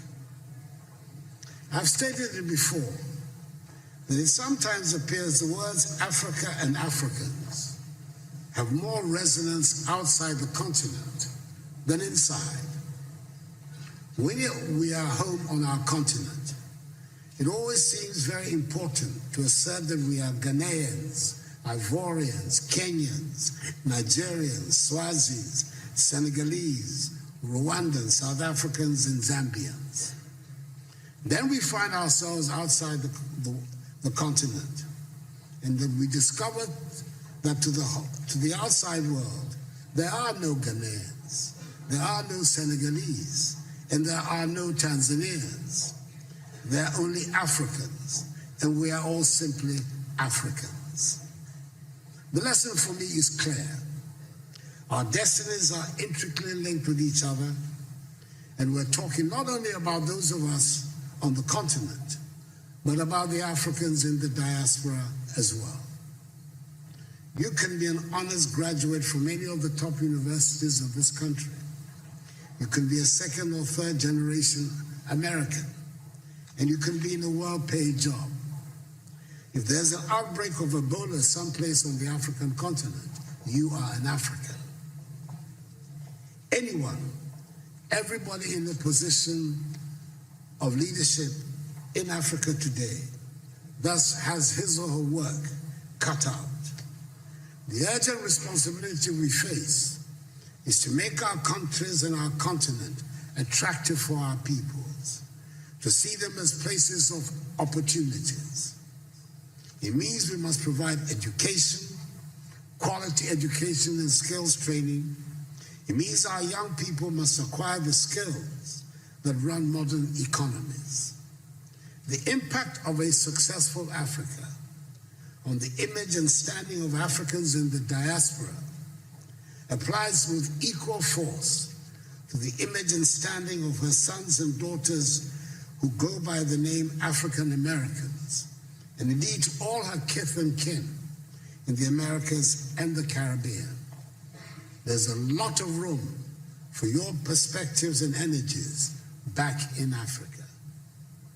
History tells us of the positive impact of diaspora communities on the growth and development of countries through increased trade activities, rising investments, and the transfer of skills and knowledge. Take the case of China, for example. With an emigre population of some 60 million, the Chinese diaspora is said to be the 25th largest country in the world, who, according to the Nikkei Asian Review, own assets worth 2.5 trillion United States dollars. When foreign companies in the late 1970s reduced their investments in China, it was the Chinese diaspora that shored up the economy. According to the Washington, D.C.-based Migration Policy Institute, MPI, half of the foreign direct investment, that is some 26 billion United States dollars, that transformed China into a manufacturing powerhouse in the 1990s, originated from the Chinese diaspora.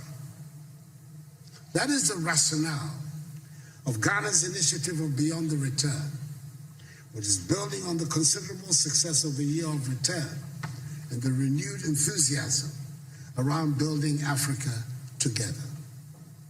We must work to help change the African narrative, which has been characterized largely by a concentration on disease, hunger, poverty, and illegal mass migration. Let us all remember that the destiny of all Black people, no matter where they are in the world, is bound up with Africa. We should never forget that famous admonition of the celebrated Jamaican reggae star Peter Tosh, when he said, and I quote, "Don't care where you come from. As long as you are a Black man, you are an African," unquote.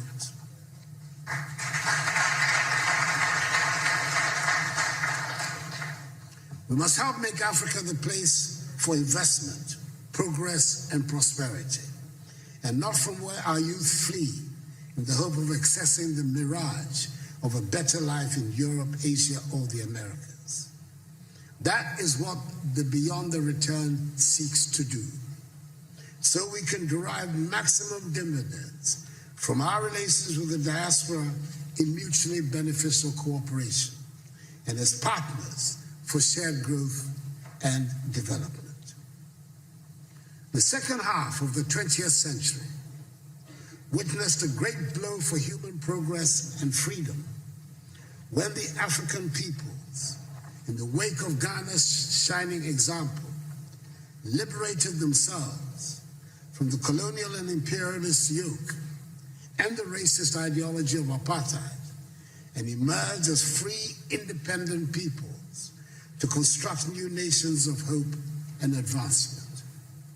The first half of the 21st century should consolidate this development and see the growth of modern, prosperous, technologically advanced nations within a united Africa, which would make a reality of the dream of the 21st century as the African century and bring dignity and respect to Black people all over the world. We've done enough talking, and dare I say we've had enough conferences and workshops.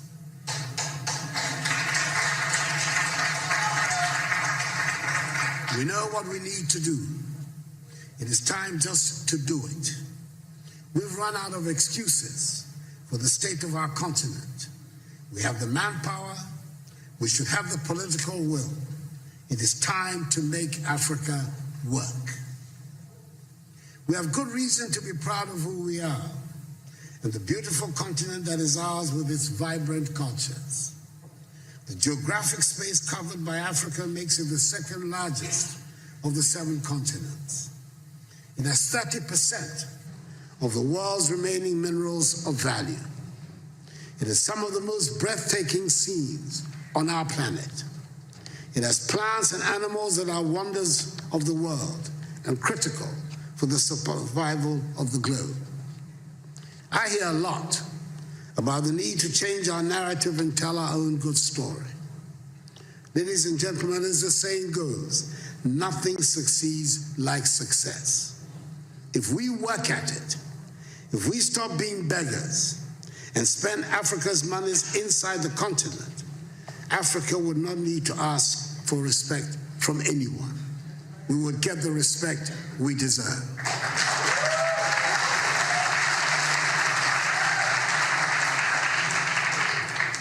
Over 30 years ago, one of America's most prestigious Ivy League universities offered a course in Mandarin, which for years had virtually no takers. Today, there is standing room only. And it is not because the course is any easier. It is because the position of China has changed. 30 years ago, 20 years ago, China was nowhere near where it is today. China does not ask for anyone for respect now. She does not need it. Let us make our continent the prosperous and joyful place it should be, and the respect would follow. I thank you for your attention. The reason I wanted to show that, Larry, is because he's absolutely right. And if we actually expand that, if we expand that beyond talking about the continent of Africa, that also speaks to Black America. Mm-hmm. When I listen to rappers and other entertainers talk about doing stuff for the culture, I always ask, well, who making the most money off the culture? I mean, I was literally just sitting here. I was a publicist who's trying to get a client on this show who has a show on one of the streaming services. And she was like, you know, this person really, really wants to do your show. And I've had this person on before, my TV One show. And I said, if I do this, it's only because of this person. Because I have a standard rule against this, because these streaming services, they don't want to advertise. I said, now, they like my audience, so they want their talent on the show, but they don't respect the same audience to advertise. So they want our eyeballs to watch, but then they don't actually want to pay. And when I listened to what he was saying, and I think about Dr. King's speech at Mason Temple on April 3rd, 1968, with the Do Not Buy campaigns, when he said we must redistribute the pain. The reality is, just like he's saying, if black folks in this country would use our economic might to force folk to fully respect black folks, things would change economically. And I agree with him. I'm tired of the conferences. I'm tired of the summits. I'm tired of the workshops. I agree 110%. And listen to him talk reminded me of Garveyisms, UNIA. And I know you named that. You talk about Garvey and the Black Star shipping line, the Black Star Network. So like I said, this idea, and also remember one of the principles of Kwanzaa relates to this idea of economic independence. And, this is really an important topic, and I was glad he delivered a magnificent speech. But it really is critically important, like you talk about in terms of the continent, but also in terms of African Americans here in the United States, this idea of collective responsibility, bringing our resources together, making sure we support our community, support black-owned businesses. You talked on your show a lot about in terms of black-owned media and continuously advocate to make sure that the federal government and various other corporations are putting the money into the black community, particularly black media. And you hit on a really important point, Roland, in terms of, when it comes to black folks, we in terms of we're the economic engine when it comes to the connection between culture and capitalism in the United States. And that could be a good and bad thing. But listen, it is time, like I said, I agree, I'm tired of all these conversations, these panel discussions. It is time for us to collectively put our resources together, build our community, and also connect with the brothers and sisters in the continent. Rebecca, what he laid out is important. And what he was also saying to the United States, don't just simply look at us as a poor child in need of help, in need of aid. No, it's investment. And the reason China is investing billions in the continent, they need its natural resources. But the reality is other countries do not want to invest. So therefore, that's one of the few places they can look to for investment. Despite Black Americans being under-resourced in this country, our homes undervalued, us paid less than our white counterparts, before the pandemic, we still had $1.3 trillion of buying power per year. And I think that's very important here because that means we have at least $1.3 trillion of investment that we can figure out how do we connect with the continent. Not only that with Black Americans, but thinking about the African diaspora in the Caribbean as well. There's a lot of power there. And I would even extend it to the African diaspora in Brazil. We are so powerful, and especially knowing that by 2050 on the continent of Africa, 25% of the world's population will be on the continent. That is definitely an investment opportunity. And I am very curious how folks like myself, we may not have the millions of dollars, but how on a retail level can we start investing specifically in sub-Saharan Africa? The reason why I linked the two, Candace, is because, again, Black people in this country, we are very good at making other people rich. You look at how we over-index on cell phones and PDAs and apps and things along those lines, yet when it's a Black developer like Isaac Hayes III with Fanbase, the app is glitchy. Well, hell, Facebook and Twitter were glitchy as hell for a long time. And again, it is as if we really do have sort of this separate standard when it comes to what is Black. But then we complain about, what we don't have. Look, the African American Mayors Association is meeting here in D.C. this week. The news conference was today. We're going to be restreaming the whole news conference after this show. And I literally asked the question. I said, y'all are meeting with the administration. What are you going to say to President Joe Biden about the fact that the federal government spends $560 billion a year on contracts and Black-owned companies get 1.67% of the $560 billion? They spend $1 billion on advertising. Black-owned media only gets 1% or 51 million of the $1 billion. It's a money thing. It's a money thing, and it's also an imaging thing in terms of trying to make Black people understand their worth and value. We're talking about $1.3 trillion, as she said, during COVID. And, were we were we kind of allowed to and managed in a way to understand our value, to understand our contributions? I think one of the things that in that speech where he pointed out, just kind of, minimally there was just this whole idea that we are connected over here, Africans and Americans, only by, not by choice are we separated.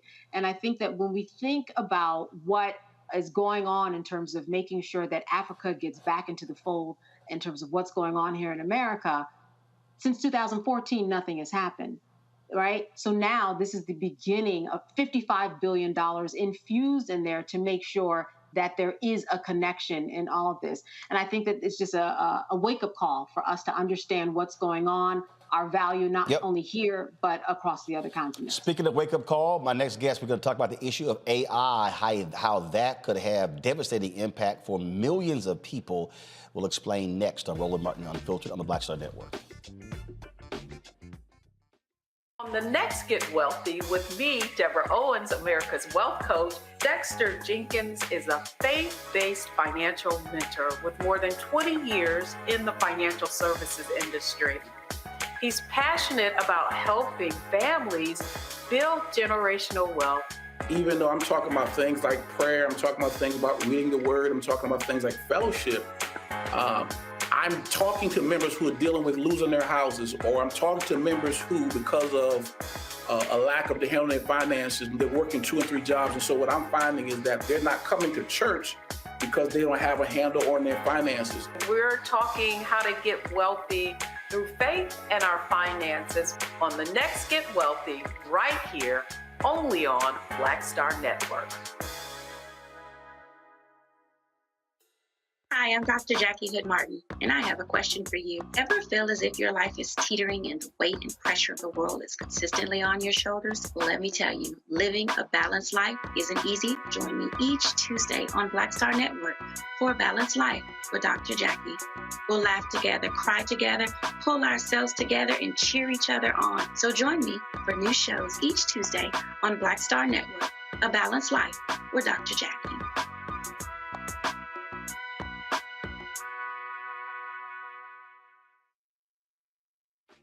My name is Charlie Wilson. Hi, I'm Sally Richardson Whitfield. And I'm Dodger Whitfield. Hey everybody, this is your man Fred Hammond, and you're watching Roland Martin, my man, Unfiltered.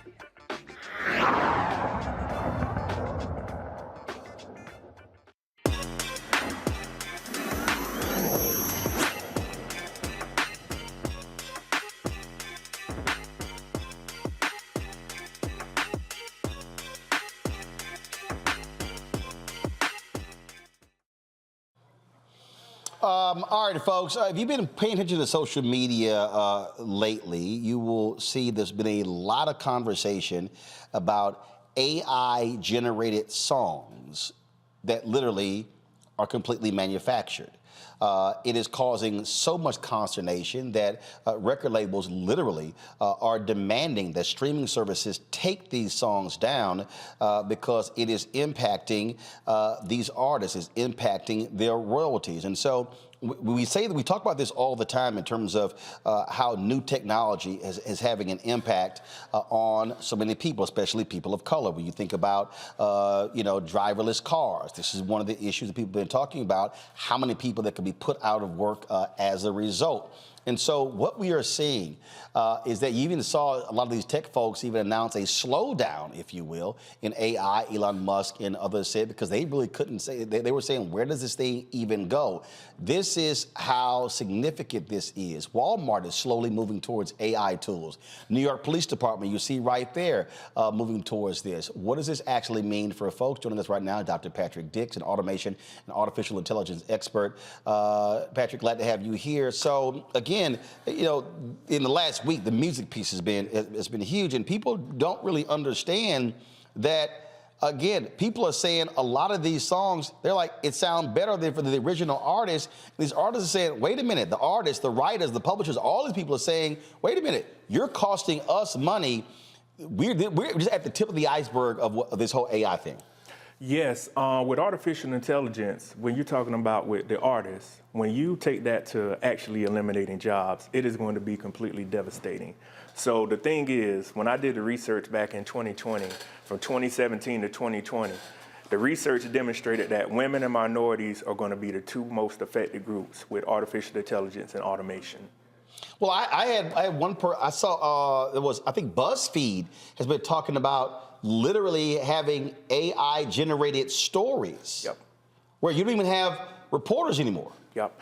They're going to it with media, the songs, they're going into it for programming. So you have many people that are in college right now, if they're not in the right major, their degree is completely worthless. I know that is a strong word to say, but you won't be able to get a job with it because AI is so far ahead of us and they're developing it. So in the end of the day, they're trying to save money. So AI can go out and do things that humans can't do. You know, they're using it in medicine and everything else. All right, so so what do people do? How do you fight back? Because the technology is not slowing down. No, it's going to get faster. There are three things people can do. First off, they can retrain. Blue-collar jobs and white-collar jobs. When I talk about blue-collar jobs, I'm talking about HVAC electricians. Your job is in the union. When I talk about white-collar, I'm talking about automation, robotics engineers, automation engineers, software engineers. I'm talking about data science and data analysts. But first of all, when you mentioned those blue-collar jobs, and this is what I've always said. Guess what? You can't send those to China. Your toilet gets clogged up. You're going to need a plumber. Yeah. And I know people are like, okay, but the reality is a lot of people who say, I don't want to do those jobs.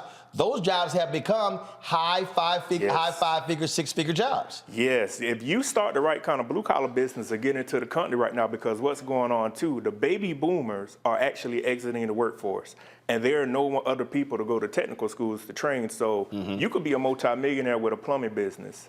And the second aspect is become the subject matter expert. There are many people with the self-checkout aisles you see in the stores. They're doing a lot of repetitive jobs. And the aspect of with women, they work a lot of administrative jobs. So women and men have to see how the software works and become the subject matter expert. Lastly, invest in the technology. I know people will say, well, I don't have money right now. You have to think about it. There are many rural towns, like I'm from in South Carolina, there are food deserts. Jay-Z invested with 2 engineers from Tesla. They have a trailer to where they drive around, and this trailer, if I'm correct, can produce about 20,000 pizzas. The thing now is this technology is brand new. If you can get ahead of it and see how you can invest and actually learn how it works, you can actually make yourself a lot of money. Questions from the panel. Larry, you first. Yeah, you talked about, blue-collar jobs, and there have been a number of reports from the Department of Labor, et cetera, at the federal level and state level in terms of the number of jobs that people are going to lose. Let's talk about, since we talk about racism on this show a lot, what kind of impact could AI, because individuals are creating AI, what impact when it comes to how this can impact Black folks, not only just in the workforce, but in terms of AI, in terms of that technology, in terms of stereotypes and misconceptions that we already deal with in general society? Well, with AI right now, I know that's one of the big things many people are talking about. Hey, the language is going to come out, it's going to discriminate, the pseudo code is against Black people or minorities. I would have to dig deeper into it, but one of the things I encourage people to do is if you want to prevent that, you have to learn how the actual programming language works to interject yourself into it to prevent that from happening. You mentioned the whole Jay-Z thing. Go to my iPad, please. It was a robot pizza truck startup, and they raised about $16.5 million. And so that's what you were talking about there. Rebecca. I know a lot of people are very skeptical about AI and talk about how it will replace jobs. We went through this before the Industrial Revolution, where a lot of manual labor then, it looked different after the Industrial Revolution. So my question is, how do we properly prepare the Black community now to understand what this movement is, how we could benefit, and how we could be a part of it? Those 3 things I listed, first, retrain. First of all, you have to realize and ask yourself, can your job be automated? I need everybody to do that. Can what I do, is it a repetitive task? Can it be outsourced? Second of all, become the subject matter expert. AI is here in programming. We call that garbage in, garbage out. If there's garbage being put into the language, there's garbage that's going to be distributed. If you can learn how the actual software works, you can actually keep your job. I'm not saying everybody's going to be able to keep their job, but we can try to keep as many people employed as possible. And lastly, invest into the technology. If you're in a rural area, you're in a small town, learn how this stuff works to invest into it and to bring opportunities to your people. One thing I say this here, that you could try to do AI in terms of what I do, knock yourself out, but that ain't gonna work, because the one thing, because the reality is you still gotta have some interaction with actual people, and how you connect with people and sources. AI can't do that. No. Candace, go ahead. Well, in terms of AI, as Roland is really referencing, there are some jobs AI cannot replace. So what are those arenas or jobs out there that you can think about that people can get interested in where AI is not going to have a place no matter what they do? HVAC, plumbing, electricians. As I was coming into Washington, D.C. earlier, they're building up. Once they start building something, they cannot stop building it. You know, with the summer coming up, you have technicians needed everywhere. Either in America, you're going to be helping build it or you're going to be maintaining it. And those blue-collar jobs, they will have a component of using computer software to analyze problems, but you cannot outsource how to fix or use AI to fix plumbing, electricity, cutting grass, landscaping, even trash pickup. Those kinds of things will always be here. And look, we've often talked about, I mean, when I remember when you had, when you saw people going to, you getting rid of cashiers at grocery stores and self-checkout. And then, look, the last time anybody actually went to a bank, I can't tell you the last time I actually went to a bank. And so as technology gets better, you've always had attrition when it comes to jobs. And it's interesting you're talking about those blue-collar jobs. I remember when I had my Washington Watch show, dude, this was 2011, 2012, and Sheila Johnson and her ex-husband Bob Johnson, they were talking about the trades and how we have to get back to that, because there was a period when American schools focused on trades, and then after the civil rights movement, they were forcing a lot of black kids in the trades and not college, and black folks were like, oh, wait a minute, we're not trying to have all our kids in trades. And so all the trades went away, and now you're seeing the resurgence there. And also, as you had so many different companies move to, again, where you're no longer doing the typical transaction, I think AI is going to have an impact in accounting and things along those lines. And so it is being smart about, okay, not what do I like today, but really how am I going to survive and eat 20, 30 years from now? Yes, the best thing that everybody could do, you have to think about what's going to be popular, not popular, what's going to be needed in 5 to 10 years from now. Machine learning, artificial intelligence, that is the world right now. It's not going anywhere. Once the technology gets refined, it's going to become cheaper, and it's going to it's just going to expand fast. But the other thing that I also say when it comes to AI is, and this is what I always talk about, if you have jobs that are completely dependent upon technology. Yeah. When the power goes out. Yeah. That's right. Your ass DOA. Yes, and again, and that's when you trying to call that electrician. Try to get the power back on. And so it is thinking about it in those terms. Last question for you: Is there a HBCU that is actually on the forefront of the AI space? Not that I'm aware of. I'm gonna reach out to mine, South Carolina State, where I graduated from, to see what they're doing. But to my knowledge, there's. Now, I do know on the robotics front, Spelman is doing a great job with their robotics team and some other programs. So I'm curious in terms of an HBCU that's actually on the AI front. No, I'm not aware, but I'm definitely going to research and see if there are any out there. All right, then. Patrick, we certainly appreciate it. Thanks a bunch. And again, and plus, here's the other deal. You talk about jobs that will always be there. Healthcare. Yeah. The last 20 years, if you look at the labor report, every month adding healthcare jobs because people are living longer. And I'll give y'all this last one here. When I tore my right labrum, I had to have surgery. It was crazy. The physical therapy place was packed every single day. A guaranteed job, physical therapy. You know why? Because all these crazy ass baby boomers and Gen Xers still trying to play basketball and still trying to be weekend warriors, and they breaking shit. And physical therapy. I'm telling you right now, if you want to get paid, go into physical therapy, because Because people gonna keep jumping their ass out of planes, keep trying to play basketball, keep trying to hoop, keep trying to do all this sort of stuff, and they gonna blow knees, Achilles, ACLs, elbows, all that sort of stuff. I'm telling you, the physical therapy joint was packed every day. I'm like, damn, it's more packed in the gym. So again, you gotta be thinking in terms of those future jobs. Patrick, we appreciate it. Thanks a lot. Thank you for having me. Candace, Rebecca, Larry, I appreciate y'all as well. Thank you so very much for joining us. Hey, folks, the African American Mayors Association, they are in D.C. We're going to be covering their conference over the next 3 days. On Friday, they got a big powwow with the mayor of the 4 largest cities. They're all African Americans. Karen Bass in L.A., Sylvester Turner in Houston, Lori Lightfoot in Chicago, Eric Adams in New York. We're going to be carrying that live as well, so stay tuned to the Black Star Network for coverage of the African American Mayors Association. Folks, that is it. I'll see y'all tomorrow right here on Roland Martin Unfiltered. Be sure to support us in what we do. Download the app, Apple phone, Android phone, Apple TV, Android TV, Roku, Amazon Fire TV, Xbox One, Samsung Smart TV.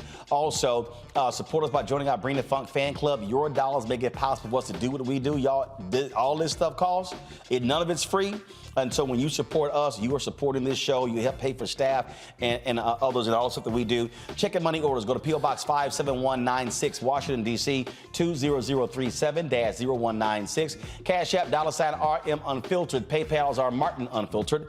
Venmo is RM Unfiltered. Zelle, Roland at RolandSMartin.com. Roland at RolandMartinUnfiltered.com. And of course, support my book, White Fear, How the Browning of America is Making White Folks Lose Their Minds. Available at bookstores everywhere, including Target, Books A Million, Barnes & Noble, Amazon, and you can download it on Audible, folks. I'll see you tomorrow. Holla! Folks, Black Star Network is here. Oh, no punches! I'm real revolutionary right now. Support this man, Black Media. He makes sure that our stories are told. Thank you for being the voice of Black America, Roland. Stay black. I love y'all. All momentum we have now, we have to keep this going. The video looks phenomenal. See, there's a difference between Black Star Network and Black-owned media and something like CNN. You can't be Black-owned media and be scared. It's time to be smart. Bring your eyeballs home. You dig? Pull up a chair. Take your seat. The Black Tape with me, Dr. Greg Carr, here on the Black Star Network. Every week, we'll take a deeper dive into the world we're living in. Join the conversation only on the Black Star Network. Hi, I'm Dr. Jackie Hood Martin, and I have a question for you. Ever feel as if your life is teetering and the weight and pressure of the world is consistently on your shoulders? Well, let me tell you, living a balanced life isn't easy. Join me each Tuesday on Black Star Network for A Balanced Life with Dr. Jackie. We're all impacted by the culture, whether we know it or not. From politics to music and entertainment, it's a huge part of our lives, and we're going to talk about it every day right here on The Culture with me, Faraji Muhammad, only on the Black Star Network. I'm Deborah Owens, America's Wealth Coach, and my new show, Get Wealthy, focuses on the things that your financial advisor and bank isn't telling you, but you absolutely need to know. So watch Get Wealthy on the Black Star Network.